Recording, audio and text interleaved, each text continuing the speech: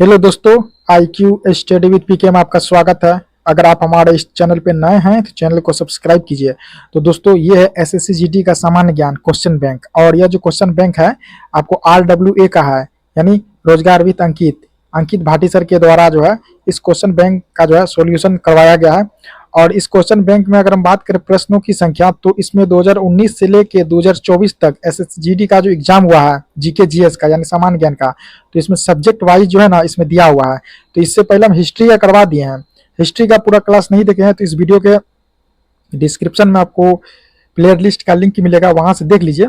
और हम जो कर रहे हैं, अभी कर रहे हैं भारत का भूगोल, ठीक है, इंडियन ज्योग्राफी। तो उसमें एक क्लास निकला है और उसमें हम प्रश्न संख्या 21 तक बता दिए हैं।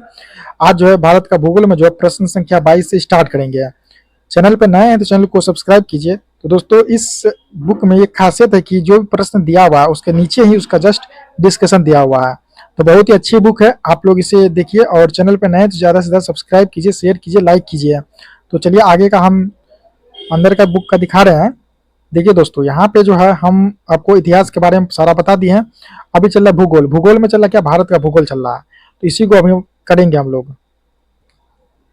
जैसा कि आप लोग देख सकते हैं 2 नंबर में भारत का भूगोल चल रहा है। तो इसमें प्रश्न संख्या हम 21 तक बता दिए हैं, उसे आप लोग देख लीजिए। अगर नहीं देखे हैं तो इस वीडियो के डिस्क्रिप्शन में नीचे जो है ना प्ले लिस्ट का लिंक दिया हुआ है, वहां से देख लीजिए। भारत का भूगोल का एक क्लास अभी हुआ है, तो आज दूसरा क्लास होने वाला है। और इसे आप लोग पूरा देखिए, ध्यान से देखिए। और ज़्यादा से ज़्यादा हम जो है आप लोगों को क्वेश्चन याद करवाने का कोशिश करेंगे। और जैसे क्लास देखने से भी होता है क्या कि कोई क्वेश्चन जो है ना आपको जल्दी याद हो जाता है, इसीलिए आप लोग देखिए। तो यहाँ 22 नंबर का प्रश्न है, भारत में पहला सीमेंट संयंत्र किस वर्ष में स्थापित किया गया था। यह किया गया था आपको वर्ष 1904 में। 22 का राइट आंसर होगा ऑप्शन नंबर डी, 1904। तो देखिए ये क्वेश्चन पूछा गया है 17 जनवरी 2023 शिफ्ट 4 में पूछा गया है। जैसे ये क्वेश्चन है आपको, भारत में पहला सीमेंट संयंत्र किस वर्ष में स्थापित किया गया था। देखिए इसका डिस्कशन भी नीचे दिया हुआ है। तो चलिए हम लोग डिस्कशन को देखते हैं। देखिए, सीमेंट का आविष्कार वर्ष 1824 में इंग्लैंड के पोर्टलैंड में हुआ, ठीक है। भारत में पहला सीमेंट संयंत्र लगाने का प्रयास जो है 1904 में चेन्नई में किया गया था, परंतु यह असफल रहा। पहला सफल संयंत्र पूछेगा आप लोग इस क्वेश्चन। पहला सफल संयंत्र 1914 में इंडियन सीमेंट कंपनी के द्वारा पोरबंदर में स्थापित किया गया। 23 नंबर प्रश्न है, केरल के सबसे बड़े जलप्रपात का नाम क्या है। तो सबसे बड़ा जलप्रपात है आपको अथिरापिल्ली जलप्रपात। 23 का राइट आंसर होगा ऑप्शन नंबर सी, अथिरापिल्ली जलप्रपात जो है केरल का सबसे बड़ा जलप्रपात है। याद रखिए, केरल की सबसे बड़ा जलप्रपात है आपको अथिरापिल्ली जलप्रपात। भारत का सबसे ऊंचा जलप्रपात आपको कुचिकल, याद रखिएगा। भारत का सबसे ऊंचा जलप्रपात है कुचिकल जलप्रपात है, जिसकी ऊंचाई जो है 455 मीटर है। जलप्रपात वराही नदी पे है, यह कर्नाटक में है। तो पूछेगा कुचिकल जलप्रपात कहाँ पे है, तो कर्नाटक में कौन सी नदी पे, तो वराही नदी पे। जोग गरसोप्पा महात्मा गांधी जलप्रपात 253 मीटर शरावती नदी पे है। नर्मदा नदी पर बनने वाले जलप्रपात धुआंधार जलप्रपात है, दुग्ध धारा और कपिल धारा है। देखिए यहाँ दिया हुआ है जलप्रपात, और ये कौन सा नदी पे है ये दिया हुआ है, और राज्य दिया हुआ है। तो सबसे पहले बात करेंगे चुलिया जलप्रपात। चुलिया जलप्रपात है चंबल नदी पे है या राजस्थान में है। चित्रकूट जलप्रपात है इंद्रावती नदी पे है या छत्तीसगढ़ में है।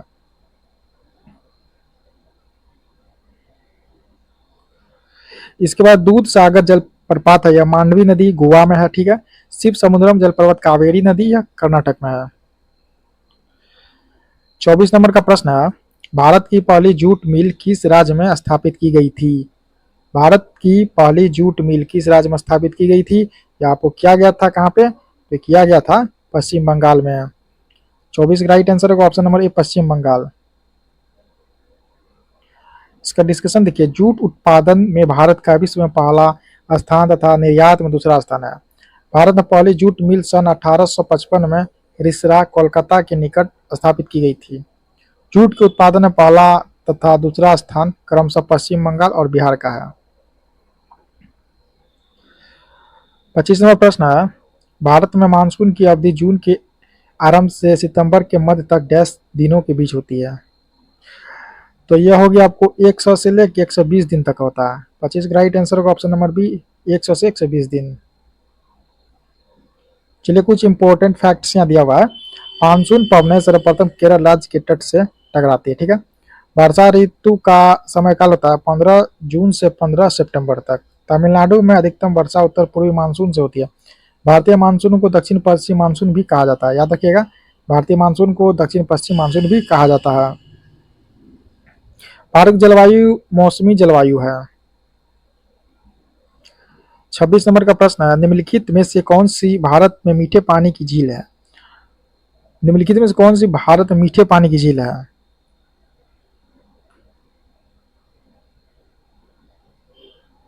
देखिए इस ऑप्शन के अनुसार होगा, इसका राइट आंसर होगा ऑप्शन नंबर बी, सांभर झील, जो राजस्थान में है। देखिए लोकटक झील मणिपुर में है। लोकटक झील कहाँ है? याद रखिएगा, लोकटक झील मणिपुर में है। यहाँ विश्व का एकमात्र तैरता हुआ राष्ट्रीय उद्यान है, जिसे हम लोग केबुल लामजाओ नेशनल पार्क स्थित में है, ठीक है। जिसे विश्व का एकमात्र तैरता हुआ राष्ट्रीय उद्यान है केबुल लामजाओ नेशनल पार्क, ठीक है। वेबनाड झील केरल में है, भारत की सबसे लंबी झील है, 96 किलोमीटर का वेबनाड झील। श्रीहरिकोटा द्वीप जो पुलिकट झील को बंगाल की खाड़ी से अलग करता है, इसी द्वीप पर सतीश धवन अंतरिक्ष केंद्र अवस्थित है। उलर झील जम्मू कश्मीर भारत की सबसे बड़ी मीठे पानी की झील है। 27 नंबर प्रश्न है, कौन सी अक्षांश रेखा भारत के मध्य से होकर गुजरती है जो देश की जलवायु को प्रभावित करती है?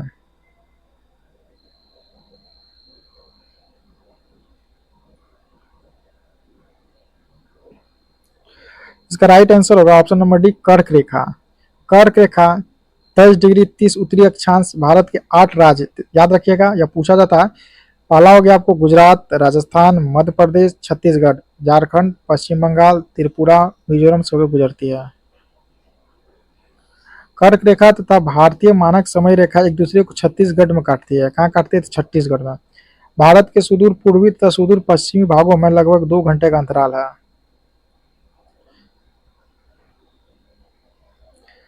28 नंबर प्रश्न है, ग्रीष्म ऋतु स्थानीय तूफानों का मौसम होता है, जिनमें तीव्र हवाओं के साथ साथ गरज वाली मूसलाधार वर्षा भी होती है। इसके साथ प्रायः हिमवृष्टि होती है। पश्चिम बंगाल में इन तूफानों को डैश के रूप में जाना जाता है। तो इन तूफानों को हम लोग जो है किसके रूप में जानते हैं पश्चिम बंगाल में? जानते हैं इसे काल बैसाखी। इसका राइट आंसर होगा ऑप्शन नंबर ए, काल बैसाखी। ग्रीष्म ऋतु में पश्चिम बंगाल तथा असम राज्यों में तेज तेज आर्द्र हवाएं चलती है, जिनसे गरज के साथ साथ वर्षा भी होती है। जैसे इन हवाओं का नाम है, आपको बता रहे हैं, पूर्वी भारत में है नॉर्वेस्टर, बंगाल में काल बैसाखी से बोला जाता है, कर्नाटक में चेरी ब्लॉसम तथा कॉफी वर्षा इसे बोलते हैं, केरल में आम्र वर्षा। उत्तरी भारत के शुष्क भागों में ग्रीष्म ऋतु में चलने वाली हवाएं को लू कहते हैं। शीतकालीन वर्षा को भारत में स्थानीय तौर पर महावट के नाम से जाना जाता है। तेज गड़गड़ाहट और बिजली के साथ अचानक और लगातार होने वाली वर्षा को वर्षा ऋतु का प्रस्फोट कहा जाता है। इसके बाद 29 नंबर का प्रश्न है जो आप स्क्रीन देख रहे हैं, कौन सा तिलहन रबी फसल और खरीफ फसलों दोनों के रूप में उगाया जाता है? तो यह उगाया जाएगा आपको अरंडी का बीज, ऑप्शन नंबर बी। ऋतुओं के आधार पर फसलों का वर्गीकरण, रबी फसल हो गया अक्टूबर नवंबर में बोई जाती है तथा मार्च अप्रैल में काटी जाती है। जैसे गेहूं हो गया, जौ, सरसों, मटर, राई, अलसी इत्यादि। दूसरा है खरीफ, जून जुलाई में बोई जाती है तथा सितंबर अक्टूबर में काट ली जाती है। जैसे हो गया गन्ना, तिलहन, धान, ज्वार, बाजरा, मक्का, कपास इत्यादि। जायद फसल हो गया, मार्च अप्रैल में बोई जाती है तथा जून जुलाई में काटी जाती है। जायद में हो गया ककड़ी, खीरा, तरबूज, करेला इत्यादि। इसके बाद 30 नंबर का प्रश्न है, निम्नलिखित में से कौन सी नदी अरब सागर में गिरती है? तो देखिए अरब सागर में कौन सी नदी गिरेगी? गंगा गिरेगी, पश्चिम जो है बंगाल की खाड़ी में गिरेगी गंगा नदी, जो बांग्लादेश होते हुए जाती है।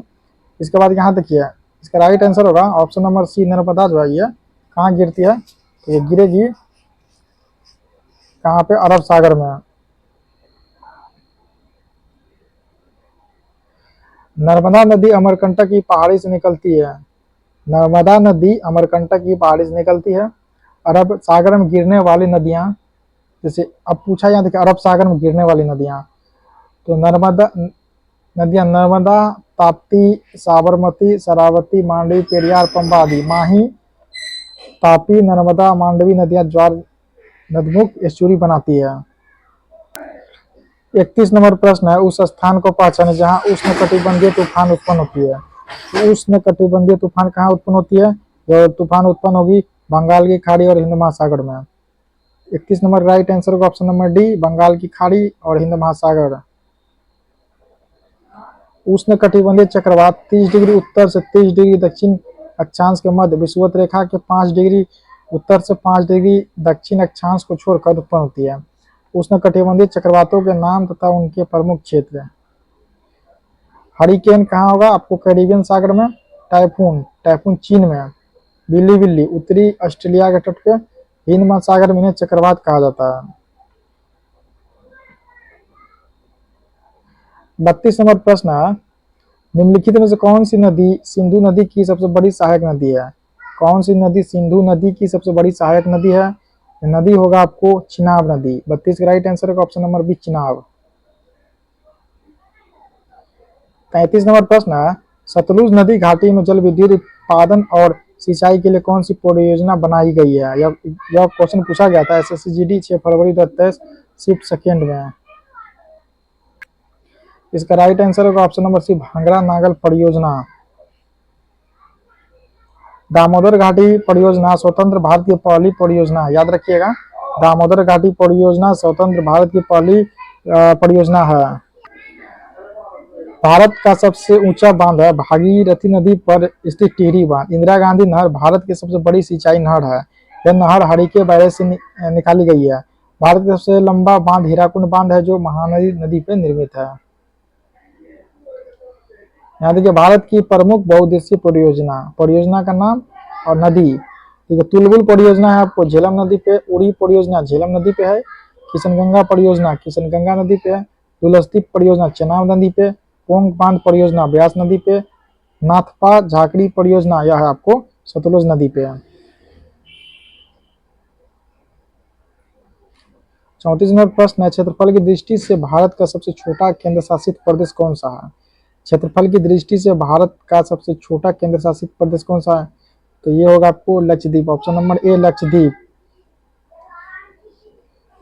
लक्षद्वीप की राजधानी क्या रहती है? 9 डिग्री चैनल मेनिकाय तथा लक्षद्वीप को अलग करता है। लक्षद्वीप में 36 द्वीप है तथा सबसे बड़ा द्वीप है मिनिकॉय द्वीप। लक्षद्वीप का क्षेत्रफल 32 वर्ग किलोमीटर क्षेत्र में फैला हुआ है। लक्षद्वीप अरब सागर में स्थित है। दादर नगर हवेली और दमन द्वीप की राजधानी दमन है। यह द्वीप समूह अरब सागर में स्थित है। अंडमान निकोबार द्वीप समूह की राजधानी पोर्ट ब्लेयर है। 10 डिग्री चैनल छोटा अंडमान तथा कार निकोबार को अलग करती है। पुडुचेरी एकमात्र केंद्र शासित प्रदेश जो 3 राज्य यमन, आंध्र प्रदेश, कराईकल तमिलनाडु तथा माहे केरल राज्य में फैला हुआ है। 35 नंबर का प्रश्न है, कौन सी पर्वत श्रृंखला शीत साइबेरियाई पवनों को भारत में प्रवेश करने से रोकती है? इसका राइट आंसर होगा option number D, Himalaya. Himalaya जो है वलित पर्वत श्रृंखला का उदाहरण है। हिमालय पर्वत विश्व की सबसे नवीनतम पर्वत श्रृंखला है। सतपुरा की पहाड़ियां मध्य प्रदेश राज्य में स्थित है। सतपुरा पहाड़ी की सबसे ऊंची चोटी धूपगढ़ है। पश्चिमी घाट को सह्याद्री भी कहा जाता है। पश्चिमी घाट को सह्याद्री भी कहा जाता है। विश्व की सबसे पुरानी पर्वत श्रृंखला अरावली है। विश्व की सबसे पुरानी पर्वत श्रृंखला अरावली। अरावली पर्वत श्रृंखला की सबसे ऊंची चोटी जो है गुरु शिखर है। 36 नंबर प्रश्न है, 1962 में मैकमोहन रेखा के क्षेत्र में भारत का युद्ध किस देश के साथ हुआ था? ये चाइना के साथ हुआ था, ऑप्शन नंबर डी, चाइना। इसके बाद है भारत तथा भूटान की अंतर्राष्ट्रीय सीमा का नाम। भारत और भूटान की अंतर्राष्ट्रीय सीमा का नाम है गेलेफू, गेलेफू है। भारत चीन की अंतर्राष्ट्रीय सीमा का नाम मैकमोहन है। भारत और पाकिस्तान की अंतर्राष्ट्रीय सीमा का नाम रेड क्लिफ है। 37 नंबर का प्रश्न है, भारत के सबसे दक्षिणी सिरे का नाम क्या है?